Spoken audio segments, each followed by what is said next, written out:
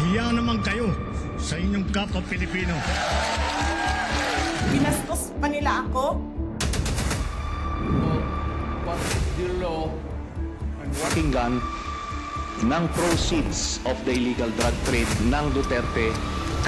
The law enforcement, the highest law enforcement official being head of PNP. Yeah. Now you're hiding this scoundrel, this fugitive. Prof, before we start, I would like to also give my condolences po dito po sa ating kababaeng OFW po na namatay dito sa Tel Aviv sa Israel po because of the Iran missile attack. Alam niya po ay si Mary Ana V. De Vera, 32 years old Filipino caregiver po from Basista, Pangasinan. So nakikiramay po kami sa aming channel at with Prof na din po to you and your family po. Ayan.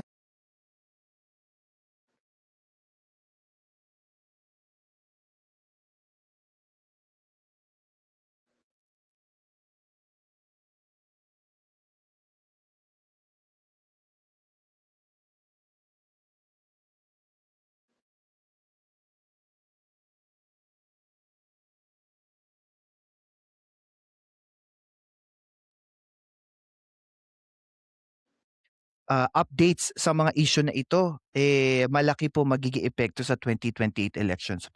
Ano yan parang gagamitin nilang narrative yon to the people na kaya pala may impeachment kasi nagsabi siyang tatakbo siya sa pagkapangulo. Kaya I think lahat po ay may timing.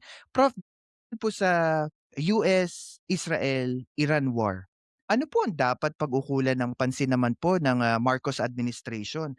Yung kaligtasan po ba ng ating mga OFW o yung presyo po ng ating mga bilihin sa merkado to do a repatriation if in case? At saka tinamaan din po yung parang oil station dito sa Saudi na pagmamay-ari ng Aramco. Pero Prof, ano din 'no, matindi rin ang ewan ko kung tama ang aking feeling dito 'no.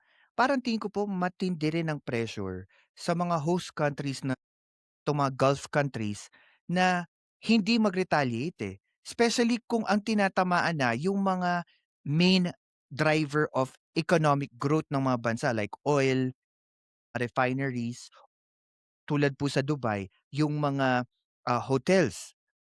O yung mga buildings, tingin niyo po there is somewhat may makikita tayong movement? Sa Iran. So, hindi na So, dun din na napag-usapan natin yung mga OFW na tinatamaan dito sa giyera 'no. Ano naman po yung tingin ninyo that the government should act upon para po mapakalma yung mga pamilya ng OFW dito sa Pilipinas?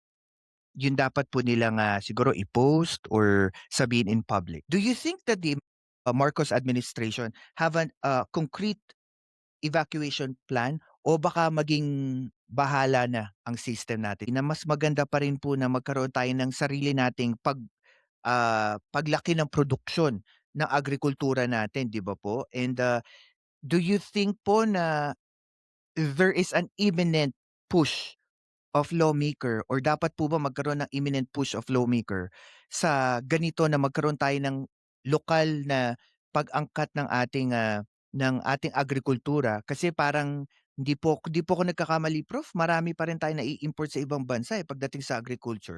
Prof, ang ganda nung napinunto niyo kanina about dito sa pag ano yung nangyari sa Vietnam. Ako nagtataka rin ako Prof. Siguro there's more that I need to research about this. Magmula na naging modernized tayo there is no parang appetite na nung mga sumunod na generation to go on non-white collar job na kaso pagdating po sa isyung agrikultura, yung mga farm to market road, para ang nangyari po is yung responsibilidad ng DPWH para sa mga kalsada, para dito sa farm to market road, yung pandagdag na responsibilidad ng Department of Agriculture na parang I remember sabi po ni Senate President Tito Soto na parang ang dami na nilang problema tas dadagdagan mo pa, how would you know that they can put this do this responsibility? Sabi nila it's like a mismatch.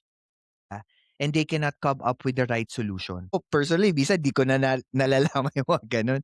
Pero thank you po, Prof. Kapag, Ano oras po kayo nagising, Prof? Ah, so ka- totoo, larger audience. totoo po yun. And I think makapangyarihan, ako po personally, tingin ko po, mas makapangyarihan po yung ginagawa nyo ngayon because mas marami po kayong nare-reach na dati.